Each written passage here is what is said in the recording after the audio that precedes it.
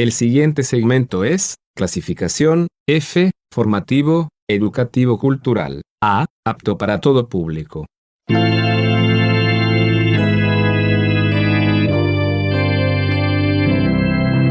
Bienvenido a Hora de Estudio Bíblico con nuestro maestro el Dr. Lehman Strauss. Este estudio es el resultado del tiempo personal con el Señor, el ministerio pastoral y la experiencia en conferencias bíblicas del Dr. Lehman Strauss. Él nos instruye y alienta con la enseñanza de la palabra de Dios. Ahora, el Dr. Strauss.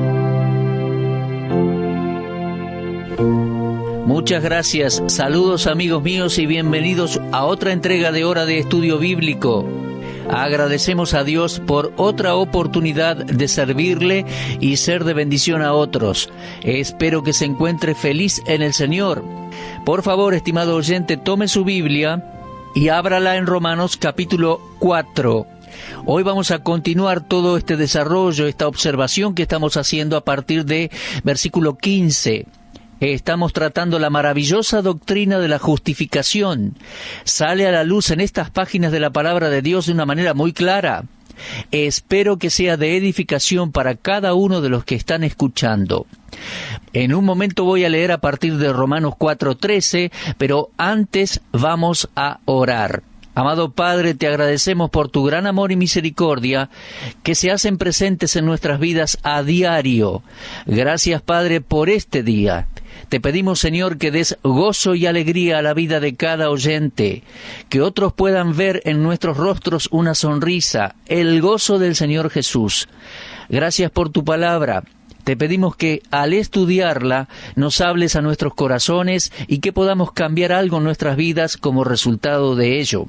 Dios, si hay personas escuchando el programa que no conocen a Cristo como Salvador, te pedimos que al oír esta exposición de tu palabra, el Espíritu Santo obre y puedan conocer a Cristo como Salvador. Además, te pedimos que muchos creyentes puedan ser confirmados y edificados en la fe. Te lo pedimos en el nombre del Señor Jesús. Amén. Antes de hacer nuestra exposición, voy a leer en mi Biblia Romanos capítulo 4, avanzando desde versículo 13. Dice así la palabra de Dios, viene hablando de la justificación por la fe, y dice, porque no por la ley fue dada a Abraham o a su descendencia la promesa de que sería heredero del mundo, sino por la justicia de la fe. Porque si los que son de la ley son los herederos, vana resulta la fe y anulada la promesa. Pues la ley produce ira, pero donde no hay ley tampoco hay transgresión. Por tanto es por fe para que sea por gracia, a fin de que la promesa sea firme para toda su descendencia, no solamente para la que es de la ley, sino también para la que es de la fe de Abraham, el cual es padre de todos nosotros. Como está escrito, te he puesto por padre de muchas gentes, delante de Dios, a quien creyó, el cual da vida a los muertos y llama las cosas que no son como si fuesen. Él creyó en esperanza contra esperanza para llegar a ser padre de muchas gentes. Conforme a lo que se le había dicho, así será tu descendencia. Y no se debilitó en la fe al considerar su cuerpo que estaba ya como muerto, siendo de casi 100 años, o la esterilidad de la matriz de Sara. Tampoco dudó por incredulidad de la promesa de Dios, sino que se fortaleció en fe, dando gloria a Dios, plenamente convencido de que era también poderoso para hacer todo lo que había prometido, por lo cual también su fe le fue contada por justicia. Y no solamente con respecto a él se escribió que le fue contada, sino también con respecto a nosotros, a quienes ha de ser contada. Esto es, a los que creemos en el que levantó de los muertos a Jesús, Señor nuestro, el cual fue entregado por nuestras transgresiones y resucitado para nuestra justificación. Hasta ahí nuestra lectura, Romanos 4, desde versículo 13 al 25. Estamos tratando el maravilloso tema de la justificación por la fe, aquí en Romanos capítulo 4, y estamos considerando el problema que Pablo encontró con los judíos y la base de este tema. Pablo procede, guiado por el Espíritu Santo, a explicar cómo el hombre es justificado por Dios. Ahora, si bien este es un problema judío, Pablo va a lidiar con los judíos a la luz de la circuncisión y la ley, creo que podemos estar de acuerdo en que el protestantismo difiere muy levemente del judaísmo o del islam, por ejemplo, en esto. El judaísmo como el protestantismo reconocen que Dios requiere que hagamos justicia y misericordia. Los musulmanes tienen una meta, un compromiso total con Dios. Esa es la meta de los musulmanes. Ellos creen con sinceridad que esa es la meta de todo el que cree. Pero debe darse cuenta, estimado oyente, una de nuestras diferencias es que, como cristianos, descansamos y dependemos en la autoridad de las Escrituras para descubrir la verdad de Dios y su voluntad. Es por eso que debemos aferrarnos con tenacidad a lo que la Biblia enseña. Sé que hay personas que dicen, bueno, si uno es sincero, no importa lo que cree, Dios lo aceptará. Mi amigo, lo siento mucho, pero uno puede ser sincero y estar sinceramente equivocado. Y Pablo aquí está buscando enseñar la verdad de la justificación por la fe, aparte de las ordenanzas y aparte de cualquier acto de obediencia de parte del individuo. Pablo dice en el versículo 15, la ley produce ira, pero donde no hay ley, tampoco es transgresión. En otras palabras, la ley declara culpable al que viola la ley, lo trae bajo condenación y de esa manera lo hace un recipiente de la ira de Dios. El efecto de la ley no es la exoneración, sino el juicio. La ley no imparte vida, impone la muerte. Como todos los que están bajo la ley están bajo la maldición, es claro que la ley no justifica tampoco. Como la ley debe condenar a todos los que no son perfectos, ya que la ley demanda obediencia perfecta, entonces debe condenar a todos. La función de la ley es el castigo, y el pecador solo tiene un recurso: aceptar las promesas de Dios y su gracia. ¿No es esto lo que Pablo estaba enseñando en el versículo 15? Yo creo que sí. Él dice, la ley produce ira, pero donde no hay ley tampoco hay transgresión. El argumento de Pablo en el versículo 15 es simplemente que Abraham no fue justificado por la ley, porque la ley hubiera hecho nula la promesa de Dios a Abraham, y la ley produce ira. La ley no trae bendición, mi amigo, porque cuando uno quebranta la ley, queda bajo el castigo de la pena de la ley, y creo que eso es lo que el versículo 15 nos indica. El doctor Jones, en un comentario a los Romanos, aquí en el versículo 5 dice algunas cosas muy interesantes. Dice que esa frase, la ley produce ira, es muy importante. Pablo dijo que lo que la ley hace es producir ira, y la ira es lo opuesto a la promesa de bendición. La ira significa castigo. La promesa ofrece una herencia, ofrece vida, gozo, paz, salvación. Pero la ira significa castigo y sufrimiento. Entonces Pablo dice que referirse a una promesa hecha por medio de la ley es una contradicción, porque la ley siempre trae juicio. La pena por quebrantar la ley debe pagarse. Pero ¿cómo es que la ley produce ira? La ley siempre va adelante de la condenación, tal como Pablo lo venía demostrando, y eso es a causa de nuestro pecado. Lo que la ley hace es demostrar nuestras debilidades y nuestros pecados. Ese era el propósito de la ley. Dios no dio la ley para que el hombre pudiese salvarse por medio de ella. El propósito de la ley era sacar a relucir la naturaleza pecaminosa, para que se pueda apreciar la maldad de la misma y para que se pueda ver cuán feo es el pecado. Creo que la gente no entendía bien el pecado, y bueno, en muchos casos creo que aún no lo comprende. Así que Dios decidió definir el pecado y lo hizo por medio de la ley. La ley indica claramente cómo es el pecado, y yo diría que lo agrava, produciendo como resultado ira. Y dice el texto, la ley produce ira, pero donde no hay ley tampoco hay transgresión. Y continúa el versículo 16, por tanto es por fe, para que sea por gracia, a fin de que la promesa sea firme para toda su descendencia, no solamente para la que es de la ley, sino también para la que es de la fe de Abraham, el cual es padre de todos nosotros. Ahora, este versículo es un poco reiterativo. y yo también tenga que serlo, pero creo que más que nada es una conclusión y no una mera repetición.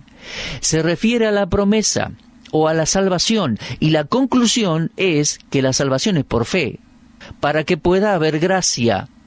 Estas condiciones para la salvación fueron dispuestas por Dios y son para el bien de los pecadores. Fíjese por favor en el versículo 16, dice, a fin de que la promesa sea firme para toda su descendencia. Si el pecador busca la salvación por medio de llevar a cabo distintas obras, queda en la incertidumbre y en la inseguridad. Pero si mira a Dios y por la fe lo que el Padre logró en Cristo, entonces el pecador arrepentido puede estar seguro de recibir la justicia de Dios de la misma manera que Abraham. Todos los que reciban al Hijo de Dios, al Señor Jesucristo como su Salvador, son herederos con Abraham en justificación y herederos también del mundo para el milenio. Abraham es el padre espiritual de todos nosotros, de los judíos que creen y de los gentiles que creen también. Fíjese una vez más en el versículo 16. Es por fe para que sea por gracia, a fin de que la promesa sea firme, segura, válida. Uno puede contar con esto, y nada puede invalidar la promesa de Dios cuando uno tiene fe. ¿Es usted un verdadero creyente, mi amigo? ¿Se ha aferrado a Cristo para su salvación eterna? Si así lo hizo, la promesa es segura, es válida, es firme. Todas las promesas de Dios son sí y amén en Cristo. Los herederos de la salvación, con todas las bendiciones, presentes y futuras, son los que, al igual que Abraham, creyeron en la promesa incondicional de Dios. Dios quiere mostrarnos a cada uno de nosotros que todas sus promesas están basadas en su gracia. Fíjese una vez más en el versículo 16. Es por fe para que sea por gracia, o sea, por el favor de Dios. Ahora, mi estimado oyente, mejor que busque a Cristo si aún no lo ha hecho. Porque si busca la salvación por medio de cualquier otro sistema de obras o religión o méritos, etc., jamás tendrá seguridad de que es salvo, ni ninguna seguridad delante de Dios. La seguridad de mi salvación me la dan las Escrituras, porque Dios ha prometido que si yo creía en el Señor Jesucristo sería salvo. Ahora, la promesa no vino, dice Pablo, por medio de la ley. Pablo necesitaba aclarar bien las cosas, así que demolió la suposición de que la promesa podría llegar por medio de la ley y ahora pasa a hablar de la justificación por la fe. Lo que tenemos en los versículos 17 y 18 hasta el final del capítulo es una especie de sermón o mensaje en cuanto a la fe de Abraham en la práctica. La teología termina al final del versículo 17, podríamos decir. Y allí tenemos una de esas declaraciones gloriosas y profundas del apóstol Pablo, y dice, por tanto, es por fe, para que sea por gracia, a fin de que la promesa sea firme para toda su descendencia, no solamente para la que es de la ley, sino también para la que es de la fe. ¿Entiende bien a lo que se refería? Particularmente es la promesa que Dios le hizo a Abraham, la cual se extiende a nosotros, los hijos de fe, los hijos de Abraham en la fe. ¿Se da cuenta? En el momento en que un pecador confía en Cristo, pasa a ser un hijo de la fe y en un sentido espiritual, un hijo de Abraham. Ahora, alguno podría preguntar, ¿por qué tiene que ser por la fe y no por obras? Ni por medio de la circuncisión, la ley, la religión, el bautismo, la moral. ¿Por qué tiene que ser nada más que por la fe? Bueno, hay varias respuestas. Mire, en primer lugar, es por fe para que pueda ser por gracia. ¿Y qué es eso de gracia? La gracia es un regalo de parte de Dios para pecadores que no merecen nada. En capítulo 3 de Romanos y versículo 24 hemos leído que somos justificados gratuitamente por su gracia. Gracia significa favor no merecido, algo gratis, a cambio de nada, y solo por la bondad de Dios. La gracia es esa bondad y amabilidad demostrada a alguien que merece todo lo contrario. Es absolutamente gratis, sin merecerlo por parte del que lo recibe, y Pablo dice que no hay necesidad de discutir al respecto. Tiene que ser por fe, de otra manera no puede ser por gracia. Hay ciertas cosas que van siempre de la mano, y aquí tenemos el ejemplo de las obras y los hechos. Pertenecen a la ley, son característicos de la ley. En el momento que se menciona ley, inmediatamente a uno le viene a la cabeza obras o buena conducta. Pero en el momento en que alguien dice gracia, lo que le viene a la mente es algo gratis, algo que recibe por la fe. Maravillosas verdades las que vemos en estos versículos, verdades tan importantes y necesarias para nuestra fe. Fíjese por favor versículo 17, comienza diciendo como está escrito, o sea que hace referencia una vez más al Antiguo Testamento.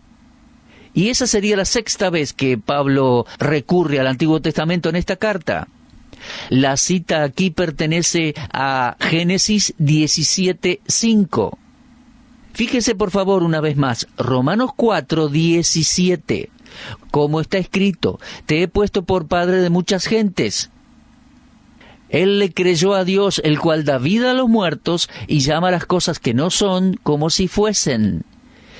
Ahora bien, en ese pasaje de Génesis, Dios le dice a Abraham, no se llamará más tu nombre Abram, sino que será tu nombre Abraham, porque te he puesto por padre de muchedumbre de gentes. La fuerza de este argumento no solo está contra el hombre que quiere justificarse bajo la ley, sino sobre todo lo que el hombre pueda hacer para justificarse a sí mismo. Cuando Dios le cambió el nombre al patriarca Abram y lo llamó Abraham, padre de multitudes, la promesa que acompañaba ese nuevo nombre se hizo por el favor soberano de Dios. Abraham no lo merecía, pero Dios le dijo, voy a cambiar tu nombre de Abram a Abraham y quiero prometerte algo, Abraham, serás el padre de multitudes. Ahora, esa promesa dada a Abraham en Génesis 17:5 no se limitaba a segmentos de judíos, hebreos. Abraham pasó a ser el padre de todos los que creyesen. Así que la promesa que acompañó el nuevo nombre alcanzó a todos los que creyeron. Y eso basado en la gracia, el favor inmerecido de Dios. Abraham ni pensó en hacer algo para lograr ese regalo de la promesa. Él era ya un hombre avanzado en edad cuando Dios le hizo la promesa. Así que la posibilidad que él hiciera algo para alcanzar esa promesa era prácticamente imposible. Abraham no estaba pensando en hacer algo, simplemente estaba creyéndole a Dios, y Dios le dijo a Abraham, como creísteis en mí, voy a cambiarte el nombre, ya no serás Abraham, sino Abraham, que significa padre de multitudes, ya que eso es exactamente lo que vas a hacer. Así que Abraham, siendo ya viejo, le creyó a Dios y le fue contado por justicia. Y no estaba en Abraham el producir una simiente innumerable, ya que, como acabo de leer y decir, Abraham ya tenía muchos años de edad y no estaba pensando en ser el padre de una gran multitud. Pero su fe estaba en la palabra de Dios. Y aquí dice que Dios da vida a los muertos. ¿Ve eso en el versículo 17? Pablo dice en Romanos 4:17, como está escrito, te he puesto por padre de muchas gentes, delante de Dios, a quien creyó, el cual da vida a los muertos y llama las cosas que no son como si fuesen. Abraham, en el sentido de ser padre, estaba como muerto. Ya no tenía capacidad para procrear, pero Abraham creyó en Dios, el Dios que tiene la capacidad de dar vida a los muertos. Solo Abraham pudo mirar hacia el futuro con certeza de que sería una gran nación. Dios podía superar todo obstáculo, toda barrera física y hacer que lo que no existía existiese. Dios simplemente le hizo la promesa a Abraham y Abraham creyó, y había grandes obstáculos. Los cuerpos de Abraham y Sara estaban como muertos en su capacidad de procrear, Pero leemos en la Biblia que con Dios todas las cosas son posibles. Ahora, si hasta el momento en el cual Dios le hizo la promesa a Abraham, él había perdido toda esperanza de ser padre, su esperanza fue revivida como respuesta a su fe. ¿Se da cuenta? Dios vivifica a los muertos y llama a las cosas que no son como si fuesen. Dios es el que da la vida a los muertos y fue a este Dios al cual Abraham le creyó. Qué bendición que fue para Abraham creerle a Dios y qué bendición que es para mí y para usted, mi amigo, cuando creemos en su palabra. ¿Lo ve allí en el versículo 17? Dice, el cual da vida a los muertos. Juan 5:24 dice, de cierto os digo, el que oye mi palabra, dice el Señor, y cree al que me envió, tiene vida eterna, y no vendrá a condenación, mas ha pasado de muerte a vida. Y en Efesios 2:1 dice, Él os dio vida a vosotros cuando estabais muertos en delitos y pecados. Sí, mis amigos, Dios puede vivificar a los muertos espirituales y un día Dios va a dar vida a los cuerpos que estén muertos de la misma manera que Él resucitó a Cristo de entre los muertos. Ese es el Dios al cual Abraham creyó y Dios le adjudicó su justicia a causa de esa fe. ¿Y usted, mi amigo, ha recibido la justicia de Dios en su cuenta? ¿Ha confiado en Él? ¿Está su esperanza depositada en las promesas de Dios? ¿Cree en su palabra escrita? Espero, mi amigo, que al igual que Abraham, usted confíe en la palabra de Dios, en las promesas de Dios, en la persona de Jesucristo y su obra, para tener vida eterna segura. Bueno, mis queridos amigos, hacemos una pausa por hoy. En nuestro próximo programa pensamos continuar, si Dios quiere, el desarrollo de capítulo 4 de Romanos. Queremos hacerlo a partir del versículo 18, pero es muy necesario y muy útil que usted siga leyendo este capítulo y meditándolo en su casa. Será hasta nuestro próximo encuentro entonces y deseamos que Dios le edifique en su palabra. Usted estuvo escuchando Hora de Estudio Bíblico con el maestro el doctor Lehman Strauss. Si desea escuchar una vez más este mensaje, visite nuestra página en la internet www.bbnradio.org. Le dejamos la invitación para que el día de mañana nos acompañe aquí, en este mismo horario y punto del dial. Hora de Estudio Bíblico es una producción de BBN.